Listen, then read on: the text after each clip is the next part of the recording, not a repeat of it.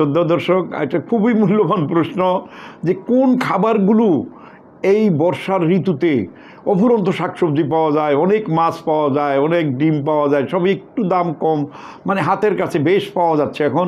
তো এইগুলো কোন জিনিসগুলো আমরা ফ্রিজে রাখবো? কারণ এখন এত ফ্রিজ হয়েছে, স্টিমারের ফ্রিজও মনে হয় বছরে বাংলাদেশে 1 লাখের বেশি স্টিমারের ফ্রিজ কম দামে 4,000, 5,000, 7,000, 6,000 টাকায় পাওয়া যায়।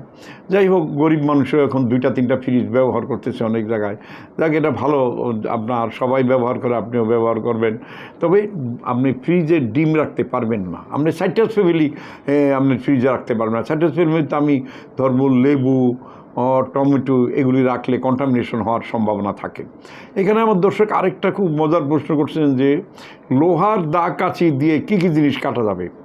লোহার বাড়িতে যারা লোহার বটি দাও ব্যবহার করেন, স্টেনলেস স্টিল ব্যবহার করার মতো হয়তো যোগ্যতা নাই, লোহার দা দিয়ে আপনি লেবু কাটতে পারবেন না, লোহার দা দিয়ে আপনি টমেটো কাটতে পারবেন না, লোহার দা দিয়ে সাইট্রাস ফ্যামিলির কোনো কিছুই কাটতে পারবেন না, কমলাও কাটতে পারবেন না।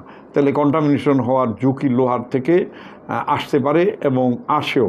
এই ব্যাপারে আপনার যদি কোনো সন্দেহ হয়, আপনি গুগলে যান, আপনার ফ্যামিলিতে যদি কেউ মোবাইলে গুগল অপশনে যেতে পারে, ওখানে যান, যাই দেখেন ইন্টারনেটে কী বলতেছি। তা আমি যেটা বললাম, আমার মনে হয় হয়তো আমার সামান্য কিছু ভুল হইতে পারে, আমি আশা করি যে এরকম হওয়ার কথা না। তবে আপনি ডিমটা রাখবেন না, টমেটো রাখবেন না ফ্রিজে, আপনার লেবু রাখবেন না, যেগুলো আপনাকে একেবারে ইনস্ট্যান্ট উপকার সেগুলো রাখবেন না। যতটুকু পারেন আপনি যদি সম্ভব হয় একটু হলুদ মরিচ দিয়ে যেই মাংসটা, এটা একটু জাল দেন, জাল দিয়ে রাখেন, তাহলে বিশেষ ক্ষতি হবে না। মাছটাকে একটু জাল দিয়ে রাখেন, বিশেষ ক্ষতি হবে না। একটু দেখেন না, সুস্বাস্থ্যের জন্য একটু কষ্ট করা দরকার।